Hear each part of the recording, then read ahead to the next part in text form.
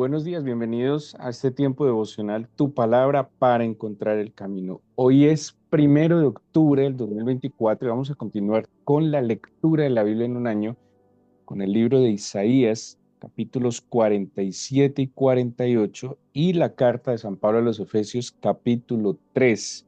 Isaías 47 y 48 y Efesios 3.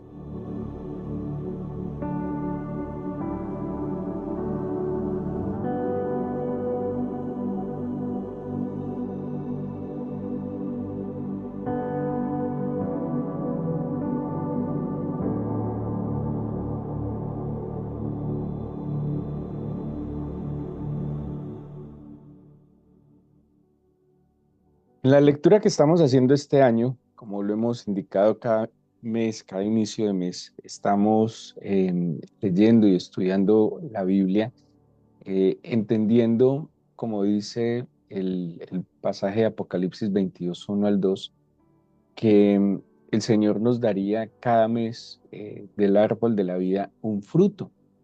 Y encontramos en el Nuevo Testamento, en la carta a los Gálatas, encontramos que la Biblia nos menciona el fruto del Espíritu, nos menciona 9 características del fruto del Espíritu, pero también la carta de San Pablo a los Romanos en el capítulo 6, 22 dice así: Mas ahora que habéis sido libertados del pecado y hechos siervos de Dios, tenéis por vuestro fruto la santificación y como fin la vida eterna.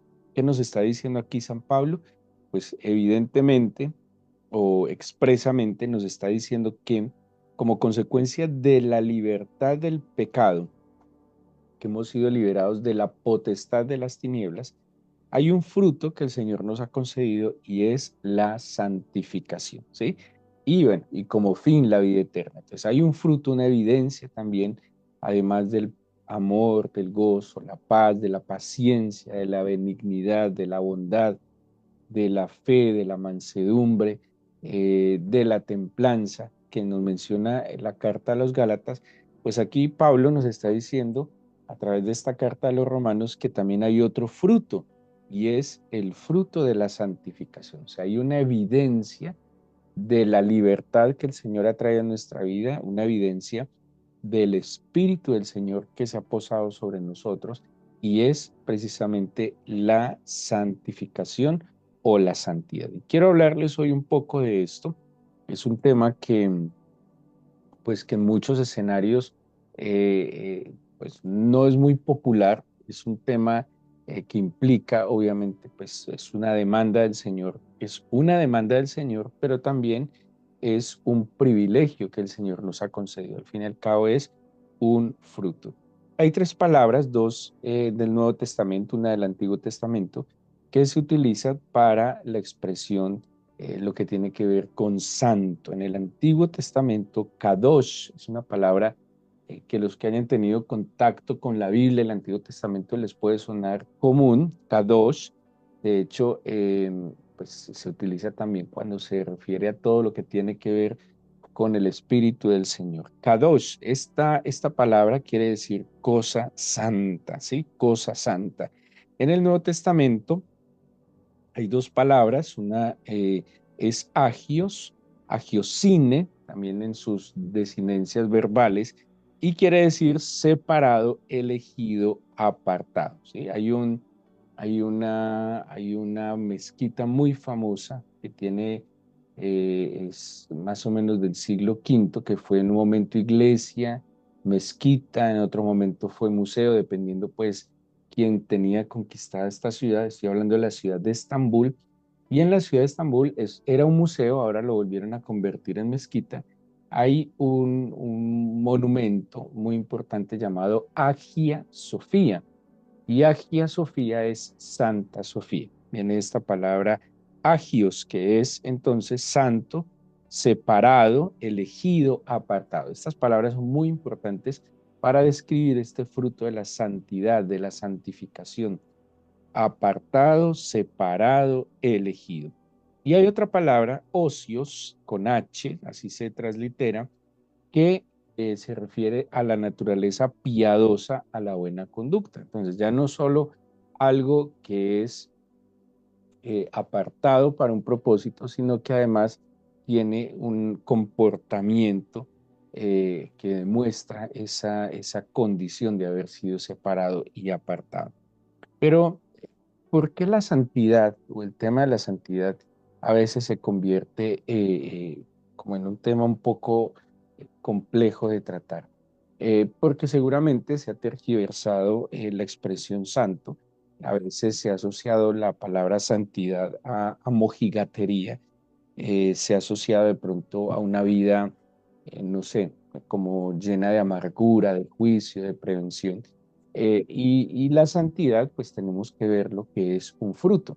Cuando hablábamos del fruto, el fruto es un resultado que viene de manera natural como un efecto, como una consecuencia. Cuando hablamos del fruto del Espíritu, es que esa nueva naturaleza que en nosotros ha sido implantada, pues en la medida en que nosotros cultivamos esa naturaleza espiritual, en la medida en que nosotros alimentamos mejor esa nueva condición de un espíritu que ha sido despierto, digamos que un espíritu que ha sido vivificado, pues obviamente de acuerdo a esa naturaleza que yo más cuide, pues va a dar fruto.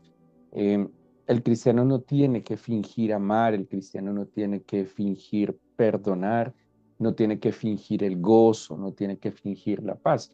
Es un fruto, ¿sí? O sea, que en la medida en que el creyente se arraigue, de hecho, en la lectura de Efesios, pues que nos corresponde el capítulo 3, Pablo le dice a los efesios que es necesario que nos arraiguemos, ¿sí? Que seamos arraigados y sobreedificados en el Señor. Y en la medida en que nosotros nos arraiguemos en el Señor, dice el versículo 17 del capítulo 3 de Efesios, para que habite Cristo por la fe en vuestros corazones, a fin de que arraigados y cimentados en amor, ¿sí?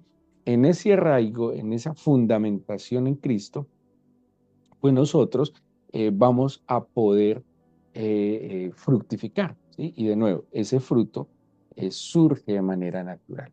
Uno, uno no fuerza un árbol para que dé un fruto, sino que de acuerdo en el cuidado, en el abono, en cuidarlo de plagas, pues ese, como dice el Salmo 1 también, si tiene buenas aguas, si está en un lugar adecuado, dice que dará su fruto en su tiempo, ¿sí? En su tiempo. Así que en su tiempo nosotros también manifestaremos el fruto del Espíritu. Así que en su tiempo nosotros tendremos que experimentar esa santificación, tendremos que experimentar esa necesidad y esa identidad de que en verdad ya somos diferentes, de que en verdad hemos sido separados, que hemos sido elegidos, que hemos sido apartados. Entender eso, pues obviamente nos va a llevar a manifestar, como dice eh, eh, Pedro, a manifestar las virtudes de aquel que nos llamó de las tinieblas a su luz admirable. Dios es santo. Y partamos de esta base, Dios es santo. Y así como la Biblia habla de que el Señor es amor, de que el Señor es justo, pues la santidad también es una esencia del Señor. Dios es santo, Dios es diferente, el Señor es exclusivo, no es como todos. Por ejemplo, en la visión que tiene Isaías, de hecho, en el Antiguo Testamento, uno de los que más resalta esta idea de la santidad de Dios es precisamente Isaías. En el capítulo 6 de Isaías, en los primeros 3 versículos, en una visión que tiene Isaías, dice así: en el año que murió el rey Usías, vi yo al Señor sentado sobre un trono alto y sublime, y sus faldas llenaban el templo. Mire que aquí hay palabras muy particulares en la visión que tiene Isaías del Señor en su santidad. Dice, sentado en un trono alto y sublime, ¿sí? Como en un lugar diferente, exclusivo, apartado. Dice el versículo 2, por encima de él había serafines, cada uno tenía 6 alas, con 2 cubrían sus rostros, con 2 cubrían sus pies y con 2 volaban. Y el uno al otro daba voces diciendo, Santo, Santo, Santo, el Señor de los ejércitos, toda la tierra está llena de su gloria. Y esa es la visión que tiene Isaías. Bueno, los cristianos generalmente hemos interpretado esta alabanza o esta adoración que se le ofrece al Señor en su gran trono como una visión trinitaria, ¿sí? Cuando dice santo, santo, santo, entonces es una interpretación que generalmente los cristianos le hemos dado a este pasaje donde hablamos de santo el Padre, santo el Hijo, santo el Espíritu, ¿sí? Como sea, el hecho de que Isaías o expresan estos seres esta adoración, está resaltando pues que el Señor en verdad es el santo y en esencia es santo.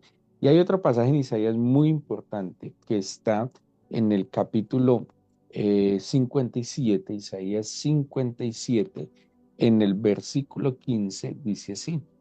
Porque así dijo, miren que vuelve a utilizar las dos palabras que Isaías 6. En Isaías 6 hablamos de un trono alto y sublime, ¿sí? O sea, un lugar diferente, un lugar exclusivo, un lugar apartado. Y aquí en Isaías 57:15, miren lo que dice.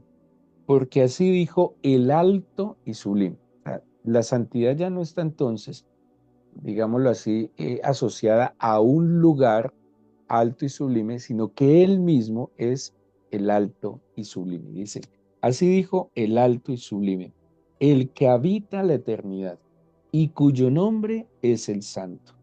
Yo habito en la altura y la santidad y con el quebrantado y humilde de espíritu para hacer vivir el espíritu de los humildes y para vivificar el corazón de los quebrantados. Bueno, esto es una eh, digámoslo así, una declaración del Señor impresionante para nosotros, su pueblo, para el pueblo creyente. Él es alto, Él es sublime. ¿Dónde mora el Señor? Dice, en la eternidad. De allí que cuando hablamos, y lo hemos explicado, cuando se hace referencia a la palabra eternidad, eternidad no hace referencia como a una cantidad de tiempo, porque la eternidad ni siquiera tiene que ver con tiempo, ¿sí? La eternidad es la morada del Señor. El tiempo nos rige a nosotros como creación, pero el Señor eterno, el creador, no está regido en el tiempo, ¿sí? Entonces no podemos hablar simplemente que el Señor es infinito, porque algo infinito es algo que es difícil de calcular o con los instrumentos y capacidades humanas no lo podemos calcular. El Señor no es simplemente infinito, el Señor es eterno, es desde siempre y para siempre. Y como lo dice aquí entonces claramente la carta, perdón, la profecía de Isaías, Él mora en la eternidad. Y dice que además, pues cuando usted escucha estas primeras palabras de que Él está en lo alto, de que Él es el alto y el sublime, Él habita en la eternidad, que su nombre es santo, que Él habita en la altura y en la santidad, pues uno se imagina un lugar, como dice la misma Biblia, sublime, enorme, grandísimo, diferente.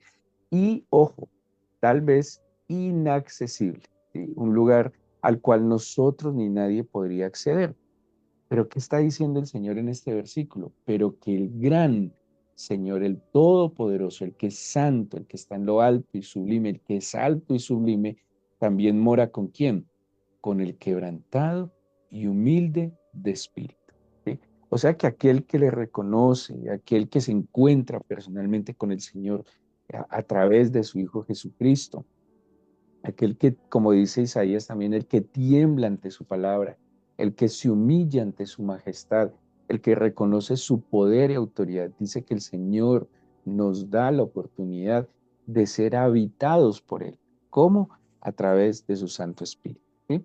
Así que entendamos, Dios es santo, Él es exclusivo, diferente y apartado. Por eso el Señor de allí que cuando hablamos de la omnipresencia del Señor, la gente dice, Dios está en todas partes. No, Dios no está en todas partes, porque Él no mora donde está la maldad y el pecado, ¿sí? O sea, el Señor está, es en todos los creyentes. Esa es la omnipresencia del Señor, que el Señor está en todos y está todo. O sea, un creyente no tiene una parte, una porción del Señor, un porcentaje del Señor, sino que el creyente como dice, el que se humilla, el que es quebrantado de corazón delante del Señor, o sea, que no antepone sus intereses, sino que se ha rendido completamente al Señor.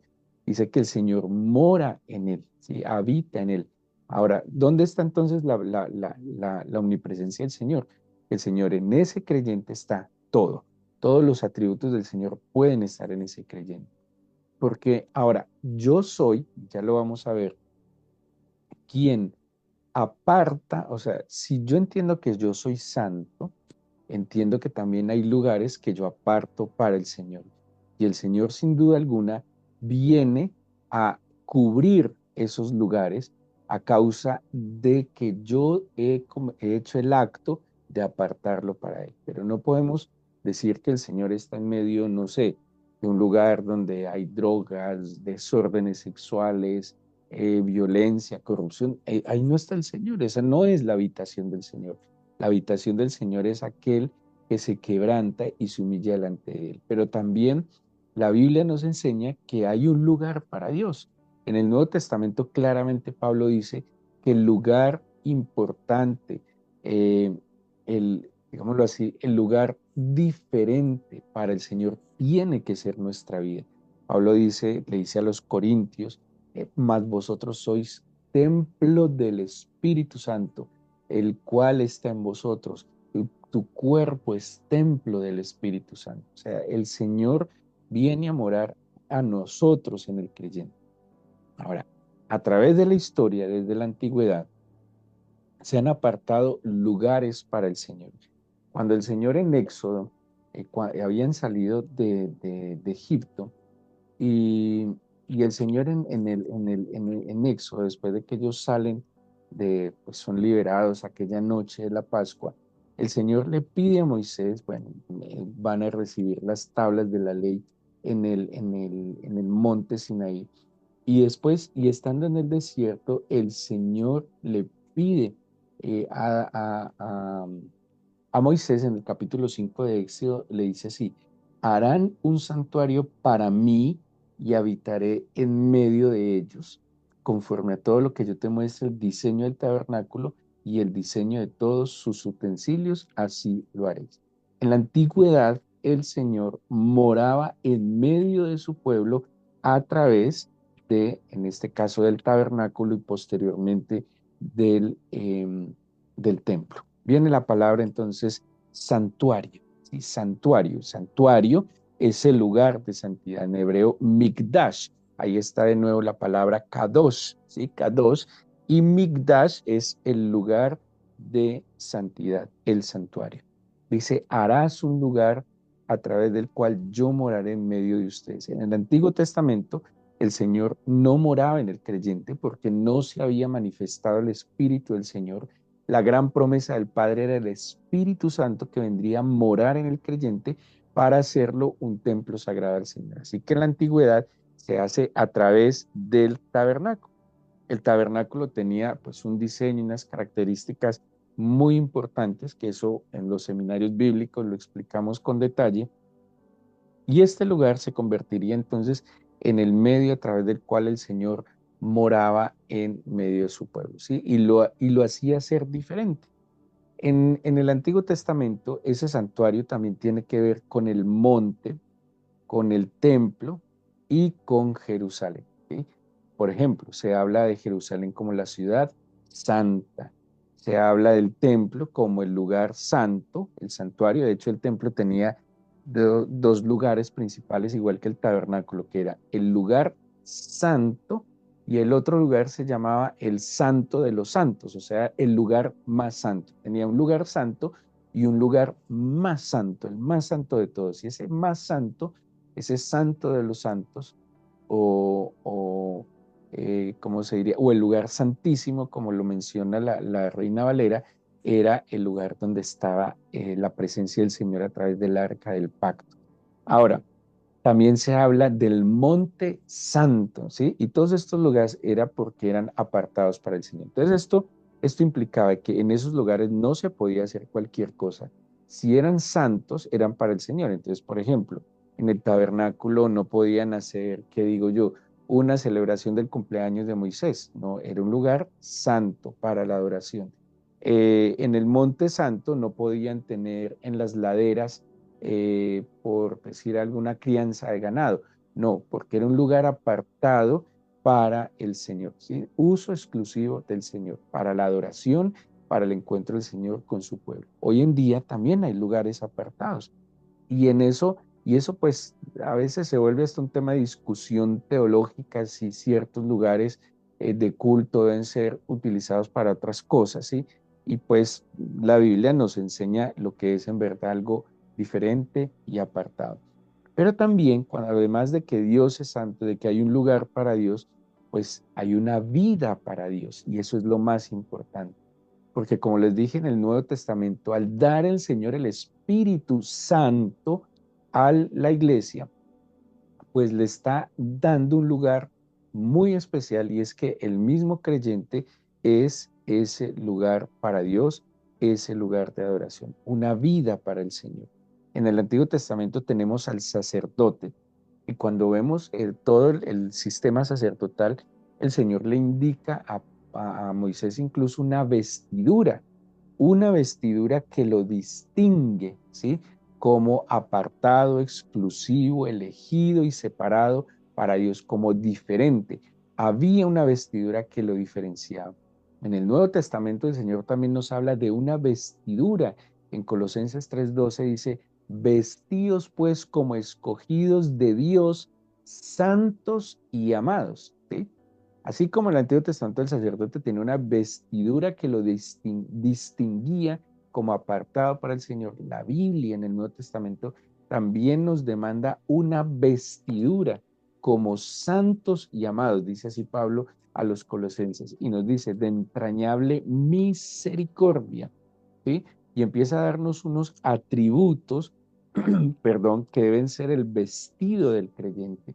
Y dice, de entrañable misericordia, de benignidad, de humildad, de mansedumbre, de paciencia.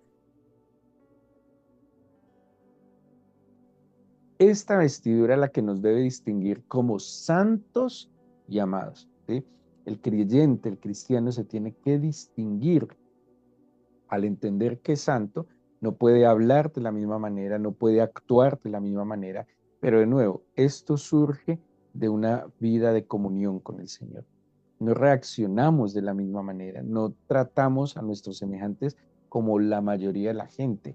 Hay respeto, hay dignidad, también hay postura firme, porque es que la santidad implica distinguir entre lo profano y lo sagrado, ¿sí? Y el que vive en la santidad del Señor claramente distingue qué le conviene y qué no le conviene, qué es diferente, qué es apartado, qué tiene virtud, ¿sí? Como dice Pablo a Filipenses, en lo que debemos pensar, en todo aquello en lo que sea digno de alabanza, en lo que sea de buen nombre, en lo que sea digno de honor, en lo que sea honorable, justo y verdadero, en eso debemos pensar. Así que nosotros como templo del Señor, pues tenemos una vestidura que nos distingue. De hecho, Pedro, en 1 Pedro 2:9, dice, hablando de la iglesia, mas vosotros sois real sacerdocio, nación santa, ¿sí? Nación santa. Somos un pueblo santo apartado para el Señor. En el Antiguo Testamento, el Señor pacta con Israel y es el pueblo santo, ¿sí? Ahora, el Señor puede apartar a las personas y a los lugares, pero el ser humano en su necedad puede no vivir en esa santidad, ¿sí? El pueblo de Israel, que esto ha sido tan discutido en estos últimos días y pues tantos vociferan con tanta ignorancia, el pueblo de Dios asesinando niños, esa frase que hemos escuchado tanto, el pueblo de Dios, hay una promesa, hay un pacto, pero ante esa promesa, ese pacto, las personas en su libre albedrío pueden perfectamente apartarse de ese pacto. La iglesia. Hay muchos cristianos que no viven en santidad. Sí, hay muchos cristianos que pueden ir a la iglesia cada semana, pero no viven en santidad. La forma de hacer sus negocios no son santas, no son diferentes, no son exclusivas, no son piadosas. La forma como trata a sus semejantes, no hay santidad. en sus relaciones interpersonales, en sus labores, no hay santidad, ¿sí? Y claro, obviamente, ese no es el plan del Señor, pero el Señor soberanamente decidió pactar en la antigüedad con Israel, en el Nuevo Testamento o en el tiempo presente a través de Jesucristo con la iglesia.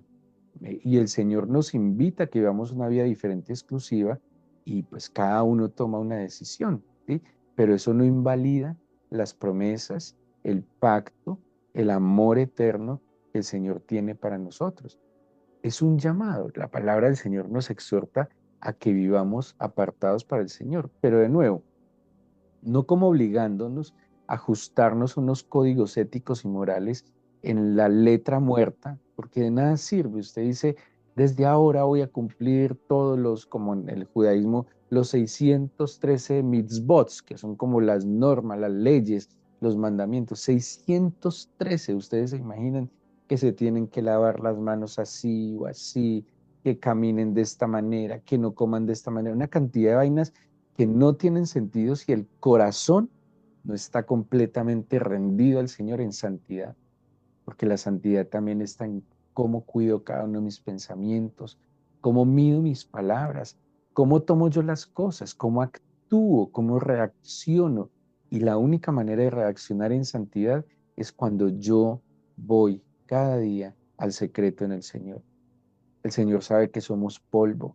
Y la única manera de vivir apartados para el Señor es en el Señor, es con el Señor. Yo no puedo vivir en santidad lejos del Señor en mis propios esquemas o paradigmas. Aquel que no tiene comunión con el Señor jamás entenderá lo que es la santidad. Aquel que no ora no puede entender y no, esto le raya su cabeza y no tiene sentido. Solo aquel que cada día mengua para que Cristo crezca, que muere para que Cristo viva, aquel que entiende su fragilidad, su vulnerabilidad, sus limitaciones, aquel que entiende que, no sé, que es irascible o que es resentido, lo que sea, pero todo eso lo lleva al altar. Cada día, Señor, aquí estoy, Señor, vengo a morir para que tú vivas en mí, a menguar para que tú crezcas, a que tú, Señor, seas mi escudo, seas mi fortaleza. En esa medida de comunión, de coinonía, de unidad con el Señor y su Espíritu Santo, es la única posible, es la única posibilidad que tenemos para vivir de manera diferente y exclusiva. Somos hemos sido apartados para el Señor, somos elegidos. Ahora, si ustedes miran a alguien que es elegido para alguna cosa, que eso lo hablábamos ayer, ¿cómo se siente? Satisfecho, contento, reaccionemos a esa elección, ¿sí? Es como alguien que ha sido seleccionado para un deporte, eso le demanda comportarse de tal manera. De hecho, cuando un deportista seleccionado está concentrado para una competencia específica, se comporta de manera inadecuada, si no sé, sale a rumbear, se pone a tomar, esas cosas, le queda muy mal porque está portando un uniforme, porque está llevando un escudo, porque lleva los colores de una bandera que lo eligió, que lo apartó, que lo seleccionó para que viviera de manera diferente. Y si usted mira, estos personajes han avergonzado a lo que representan, pero también fracasan. Asimismo, nosotros hemos sido investidos. Dice el libro de los Cantares que el Señor puso su bandera sobre nosotros. Representamos el escudo del cielo, representamos a nuestro Señor. Tenemos esa responsabilidad, pues, de llevar con orgullo santo lo que somos. Representar a aquel que nos vio. Cuando tal vez no calificábamos, nos vio, nos miró, extendió su mano y nos apartó. La santidad es un fruto que debemos cultivar. No podemos desechar de ninguna manera la santidad. Hay conceptos malinterpretados del Nuevo Testamento como la gracia, y muchos creen que la gracia es una licencia para pecar. El pecado, sin duda alguna, contamina, mancha digamos, ese vestuario de santidad que el Señor quiso poner sobre nosotros. Es un ejercicio diario. Cada día usted se aparta para el Señor. Es una lucha diaria. Y llegará un momento en que las cosas que hoy son horribles de apartarnos, se darán cuenta que llegará un momento en que la misma corrupción de la sociedad nos hace a nosotros vivir más para el Señor y nos ayuda a distinguir claramente lo bueno de lo malo, lo que nos conviene y lo que no. Démosle gracias al Señor en esta mañana a través de nuestra oración y humildemente preséntele al Señor diciéndole o reconociendo las cosas que usted considera que no le permiten vivir y disfrutar el haber sido elegido, escogido, apartado, el haber sido revestido de la gracia del Señor para llevar una vida de luz y no de oscuridad. El revestimiento del Espíritu del Señor nos dota y nos capacita para amar, para perdonar, para actuar con integridad, para actuar con rectitud, para actuar en la verdad, para actuar en la luz. El Espíritu del Señor nos reviste para que podamos entender la elección de la cual hemos sido privilegiados o a través de la cual hemos sido privilegiados, pero no solo entendemos la elección, sino que entendemos que debemos cuidar esa elección y vivir para esa elección. Pero no es posible en nuestras fuerzas y capacidades. Por eso está la herramienta y el privilegio de orar sin cesar, de orar, Señor, en todo tiempo, en todo momento. Hoy, Señor, yo sé que estos son muy pocos segundos de oración y cada uno tendrá que sacar tiempos aparte para que tú, Señor, nos impregnes del entorno de tu santidad. Y como dice tu palabra, que aunque tú moras en la eternidad, en lo alto y lo sublime, también moras con aquel que se humilla y se quebranta delante de ti, como dice Isaías 57:15. Enséñame a menguar para que tú crezcas, a morir para que tú vivas y que seas revestido, Señor, del manto de tu santidad. Danos tu bendición para este día, Señor, y ayúdanos a cultivar una vida de oración profunda, constante contigo, para que podamos ver que sí podemos vivir en santidad, Señor. Para algunos es imposible apartarse de personas, de hábitos, de acciones que están contaminando, minando su corazón, que los apartan de ti, Señor, y que los está destruyendo. Pero no, para ellos es imposible, para nosotros puede ser imposible en la medida en que no nos acerquemos a ti. Por eso hoy menguamos para que tú crezcas. Te lo pedimos en el nombre de Jesús. Amén.